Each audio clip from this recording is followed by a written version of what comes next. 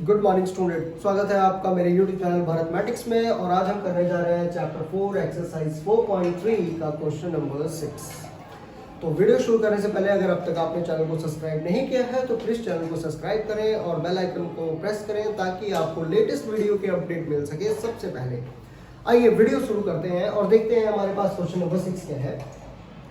तो question number 6 आपके पास आता है कि the diagonal of a rectangular field, the diagonal of a rectangular field. आपके पास क्या गया, रेक्टेंगुलर और क्या है डायगोनल। तो आप क्या करोगे, सबसे पहले एक रेक्टेंगुलर फील्ड बना लो। क्या किया आपने, सबसे पहले क्या किया, एक रेक्टेंगुलर फील्ड बना लिया, ठीक है। The diagonal of a rectangular field, और इस रेक्टेंगुलर फील्ड में डायगोनल क्या होगा, ये इसका डायगोनल हो जाएगा, ठीक है। और आप इसको नाम दे दो, कोई भी नाम दे दो अपनी मर्जी से, ए बी सी और डी, ठीक है। उसके बाद is 60 metre more than it's shorter side. तो क्या आपको इस रेक्टेंगुलर फील्ड की शॉर्टर साइड का पता है, नहीं पता है, आगे देखते हैं। इफ मतलब ये 60 मीटर ज्यादा है तो आप क्या करोगे, प्लस 60 कर दोगे, किससे वो बाद में बताता हूँ, ठीक है। If the longer side is 30 metre more, if the longer side is 30 metre more than the shorter side. Again देखो, डायगोनल में भी क्या बोला कि it is 60 metre more than the shorter side, और ये बता रहा है जो लॉन्गर साइड है वो भी इसकी कितनी है, 30 metre more than the shorter side, ठीक है। Find the sides of the field. तो देखो आपके पास शॉर्टर साइड नहीं दी है, वैसे तो साइड कोई भी नहीं दी है, बट जो लॉन्गर साइड है वो शॉर्टर साइड से कितनी ज्यादा है, 30 मीटर ज्यादा है, इज 30 मीटर। और जो डायगोनल है वो शॉर्टर साइड से कितना ज्यादा है, 60 मीटर ज्यादा है, ठीक है। तो हम क्या करेंगे, हम एज्यूम कर लेंगे कि let the shorter side is x metre. Getting my point, okay. तो सॉल्यूशन शुरू करते हैं इसका। हमारे पास क्या है कि let the shorter side, shorter side, तो हमारे पास शॉर्टर साइड क्या आ गई, हमने क्या मान लिया कि हमारे पास जो शॉर्टर साइड है वो कितनी है, x metre. Let the shorter side is x metre. अच्छा, अगर आपके पास शॉर्टर साइड x मीटर आ गई, शॉर्टर साइड कितनी आ गई, x मीटर आ गई, तो इसने क्या बोला कि the diagonal of a rectangular field is 60 metre more than the shorter side. तो जो आपका डायगोनल होगा वो कितना आ जाएगा, x plus 60 metre, x plus 60 metre. Shorter side आपके पास क्या है, x है, तो जो डायगोनल होगा वो क्या हो जाएगा, x प्लस 60। क्यों, क्योंकि जो डायगोनल है वो शॉर्टर साइड से 60 मीटर ज्यादा है। गेटिंग माय पॉइंट, कि जो डायगोनल है आपका वो शॉर्टर साइड से कितना ज्यादा है, 60 मीटर ज्यादा है, तो ये क्या हो जाएगा, x प्लस 60, ठीक है। उसके बाद हम देखते हैं लॉन्गर साइड।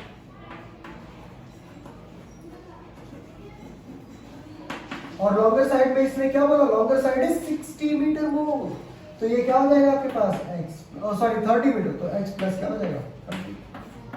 इसके आगे आप मीटर लगा लेना, ठीक है। तो 30 मीटर मोर, क्लियर। अब देखो आपके पास जो डायगोनल है वो x प्लस 60 है, लॉन्गर साइड क्या आ जाएगी, x प्लस 30, और शॉर्टर साइड आपके पास क्या है, x। तो जब आप देखोगे तो आपके पास इसमें आपको दो ट्राइंगल दिखाई देंगे, नंबर 1 ABC और दूसरा ट्राइंगल ADC, जिसमें यहाँ पे हमारे पास क्या है, 90 डिग्री का एंगल है।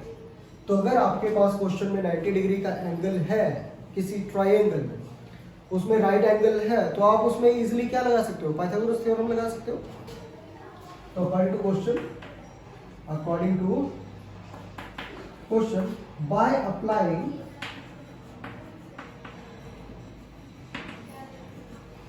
Pythagoras theorem PGT, by applying PGT। तो जब आप PGT इसमें अप्लाई करोगे बेटा, PGT अप्लाई करोगे तो PGT आपको पता ही है क्या होती है, PGT क्या होती है, h square is equal to p square plus v square, this is your PGT theorem, है।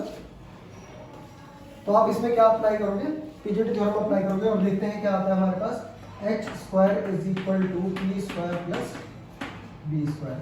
तो आप देखो h क्या है इसमें, हाइपोटेन्यूज कितना है, x प्लस 60, तो यहाँ पे आपके पास क्या आ जाएगा, x प्लस 60 का square is equal to p square. तो p आपके पास क्या है, x परपेंडिकुलर, x का स्क्वायर प्लस b का स्क्वायर, b आपके पास क्या है, x प्लस 30, तो x प्लस 30 का स्क्वायर। ठीक है। तो x प्लस 60 अभी हमारे पास क्या आ गया, a प्लस बी का स्क्वायर आ गया, ठीक है। तो आप इसमें भी a प्लस बी का होल स्क्वायर का फॉर्मूला लगा दोगे, तो a प्लस बी का होल स्क्वायर क्या होता है, a square plus b square plus 2ab, या आप इसको कैसे भी ऐसे भी लिख सकते हो, a square plus 2ab plus b square, ठीक है, जैसे लिख रहे हो वैसे लिख लो, ओके। तो यहाँ फॉर्मूला लगाते हैं, तो हमारे पास a क्या हो जाएगा x और b क्या हो जाएगा 60। तो आप क्या करोगे, x का स्क्वायर, ठीक है, प्लस 60 का स्क्वायर, ठीक है, x स्क्वायर प्लस 60 का square plus 2 into a into b, है ना। तो 2 इंटू a आपके पास क्या है x और b आपके पास क्या है 60 इज इक्वल टू, इधर x स्क्वायर का x square as it is रहेगा, प्लस इसमें भी आप a प्लस b का होल स्क्वायर का फॉर्मूला लगा दोगे, तो आपके पास क्या आ जाएगा x स्क्वायर प्लस 30 का square plus 2 into x into 30, ठीक है। तो जब आप इसको सॉल्व करोगे तो देखो आपको क्या मिल रहा है, x का स्क्वायर रहेगा प्लस 60 का स्क्वायर करो बेटा, 60 को 60 से मल्टीप्लाई करेंगे कितना आ जाएगा 3600 आएगा ना, प्लस 2 इंटू एक्स इंटू 60, तो 60 को 2 से मल्टीप्लाई करो कितना आ गया 120 और 120x, तो 120x हो जाएगा इज इक्वल टू, ये x स्क्वायर है ये भी x स्क्वायर है, तो x square plus x square कितना हो जाएगा 2x स्क्वायर, ठीक है।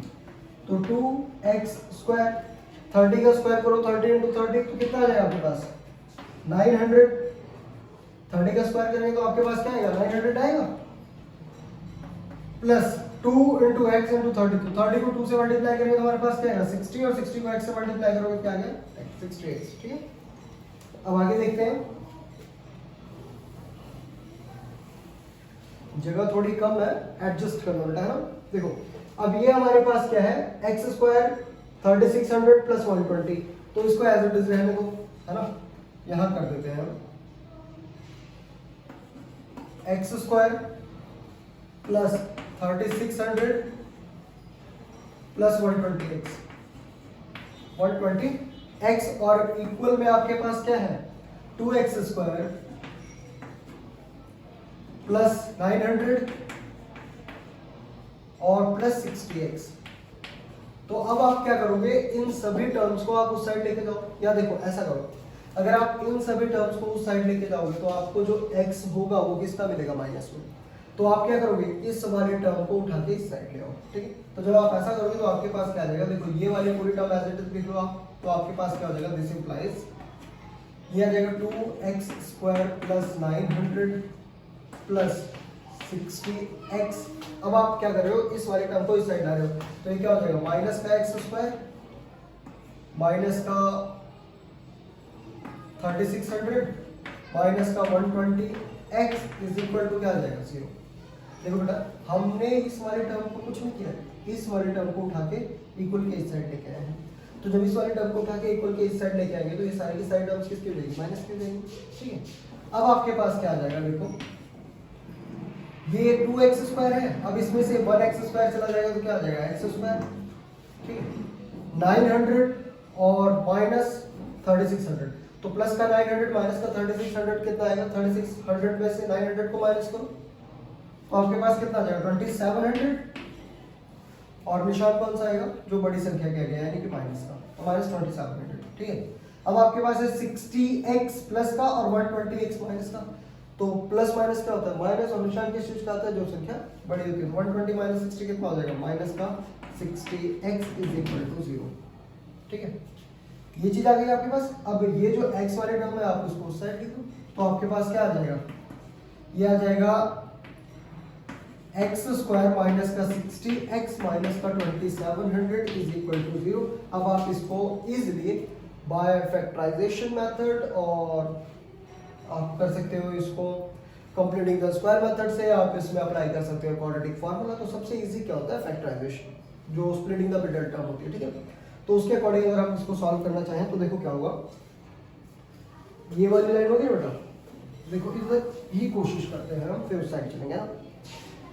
तो ये आपके पास क्या आ जाएगा, देखो 60x को इस तरीके से आपको ब्रेक करना है कि जब आप मल्टीप्लाई करो तो माइनस का 2700 आए और प्लस माइनस करो तो आपके पास माइनस का 60 आए। तो हम क्या कर सकते हैं, 27 का वैसे तो एलसीएम ले लो, उससे भी हो जाएगा, और डायरेक्टली अगर करना चाहते देखो एलसीएम ले लो बेटा, क्योंकि कोशिश तो ये है ना कि सबको समझ में आए। तो जो इसे अभी अच्छे तरीके से ब्रेक नहीं कर पाते हैं वो एलसीएम लेके क्या करो, 2700 है उसका एलसीएम तो आपके पास क्या आ जाएगा 2 से, 2 1 जा 2, 2 3 जा 6, 1 बच जाएगा, 2 5 जा 10, 0 का 0 फिर 2 से, 2 6 जा 12, 1 बच जाएगा, 2 7 जा 14, 1 बच जाएगा, 2 5 जा 10। आप किससे करोगे, 3 से चला जाएगा, 3 2 जा 6, 3 2 जा, ठीक है, 3 2 जा 6, 3 2 जा 6, 3 5 जा 50, 2 से, 3 से, 3 7 जा 21 और 3 5 जा 15, फिर 3 से जाएगा, 3 2 जा 6, 3 5 जा 50, फिर 5 5 और ये 5 5, तो आपके पास क्या आएगा 2 into 2 into 3 into 3 into 3 into 5 into 5, तो 5 5 के 25, 25 3 जा कितना हो जाएगा 75, और 3 3 जा 9, 9 2 जा 18, 18 2 जा 36 नहीं आएगा। देखो साफ सा आपके पास क्या आ रहा है 90 और 30, ठीक है, 5 5 जा 25, 9 5 3 जा 15, आप इस पे ऐसे कर दो, 2 2 जा 4, 4 3 जा 12 और 12 5 जा 60, और ये आपके पास क्या आ गया 5 3 जा 15, 15 3 जा 45, ये बेटा आपके पास 90 आना चाहिए। देखो आपके पास फैक्टराइजेशन चाहिए, इसको अगर आप ब्रेक करो 2 into 2 into 3 into 3 into 3 into 5 into 5 है ना। जब आप इसको ब्रेक करोगे तो देखो ये तरीका बता रहा हूँ कि आपके पास कोई भी टर्म है जिसका आपको मिडिल टर्म अगर आप स्प्लिट नहीं कर पा रहे हो तो किस तरीके से करना है वो पता चल जाएगा। देखो अगर हम 2 जा 4 करते हैं, 4 3 जा 12 और 12 5 जा कितना होता है 60 है ना, तो ये तो हमने यूज कर लिया। अब हमारे पास क्या है, ये 5 3 जा 15 और 15 3 जा 45, तो 60 में से अगर हम 45 माइनस करते हैं तो हमारा कोई काम बन रहा है, नहीं बन रहा है। ओके 5 5 जा 25 तो बनेगा नहीं, तो 5 3 जा 15, 15 3 जा 45, देखो ये 5 3 जा 15, 15 3 जा 45, 45 2 जा कितना हो जाएगा 90, ठीक, माइनस 5 2 जा 10, 10 3 जा कितना हो जाएगा 30। अगर आप 90 में से 30 माइनस कर दो तो आपके पास क्या है 60, ठीक है, इसको ऐसे करो। और अगर आप इसको मल्टीप्लाई करते हैं तो आपके पास क्या आ जाएगा 9 3 जा 27, 2700, ठीक है। तो हम क्या लिखेंगे 90 और 30। वैसे तो बेटा बहुत इजी है ये, मतलब बहुत ज़्यादा प्रॉब्लम नहीं है, लेकिन आपको समझाना है, मतलब अगर आपको नहीं आता है तो आप किस तरीके से इसको ब्रेक कर पाओगे। तरीके तो आपके पास और भी है, आप चाहो तो आप कंप्लीटिंग द स्क्वायर मेथड से सॉल्व कर सकते हो, आप चाहो तो क्वाड्रेटिक फार्मूला से सॉल्व कर सकते हो, बट मेरी कोशिश क्या है कि आपको वो तरीका समझ में आए जो इजी भी हो और आसान भी है, तो मतलब इजीली सॉल्व भी हो जाए, ठीक है। तो आपके पास देखो क्या आ गया, कैसे सॉल्व कर पाओगे आप इसको, एक्स स्क्वायर का x square as it is, plus का 9 माइनस का 90, तो minus 90x plus 30x minus का 2700 इज इक्वल टू 0, ठीक है। अब देखो इनमें से कॉमन क्या आ रहा है, आपके पास x कॉमन आ रहा है, तो x कॉमन में लो क्या आ जाएगा x माइनस 90, और इधर क्या आ रहा है 30 कॉमन आ रहा है, तो ये क्या आ जाएगा x minus 90 is equal to 0। तो आपके पास 2 फैक्टर्स आ गए, कौन कौन से, एक तो आपके पास आ गया x प्लस 30 और एक आपके पास आ गया x माइनस 90, ठीक है। तो if x plus 30 is equal to 0, if x plus 30 is equal to 0, तो x इज इक्वल टू क्या हो जाएगा माइनस का 30, ठीक है। और आपको भी पता है कि किसी भी चीज की जो लेंथ होती है या एज होती है, ऐसी चीजें नेगेटिव में नहीं आ सकती, तो it is not possible, it's not possible, ठीक है। तो x minus 90 is equal to क्या आ जाएगा 0, तो x इज इक्वल टू आपके पास क्या आ जाएगा प्लस का 90, x इज इक्वल टू क्या आ जाएगा प्लस का 90। अब आप देखो, अब आप इजीली इसका आंसर लिख सकते हो, ठीक। और वो आंसर क्या लिखोगे बेटा, यहाँ देख लो आप, आंसर में क्या पूछा है कि शॉर्टर साइड कितनी आ गई आपके पास, x कितना आ गया 90, तो आप क्या लिख पाओगे कि shorter side is equal to क्या 90, तो डायगोनल क्या आ जाएगा, अगर शॉर्टर साइड आपके पास 90 है तो डायगोनल आपके पास क्या था x प्लस 60 था ना बेटा, तो x की वैल्यू क्या आ गई 90, तो 90 प्लस 60 इज इक्वल टू कितना हो जाएगा 150 मीटर, ठीक है। और लॉन्गर साइड आपके पास क्या आ जाएगी लॉन्गर साइड आपके पास क्या आ जाएगी, देखो लॉन्गर साइड आपके पास क्या है x प्लस 30, तो x प्लस 30 और x कितना है 90, तो 90 प्लस 30 इज इक्वल टू कितना हो जाएगा 120 मीटर। और इसी के साथ आपका क्या होता है, ये क्वेश्चन खत्म होता है। ठीक, तो ये था आपके पास क्वेश्चन नंबर 6।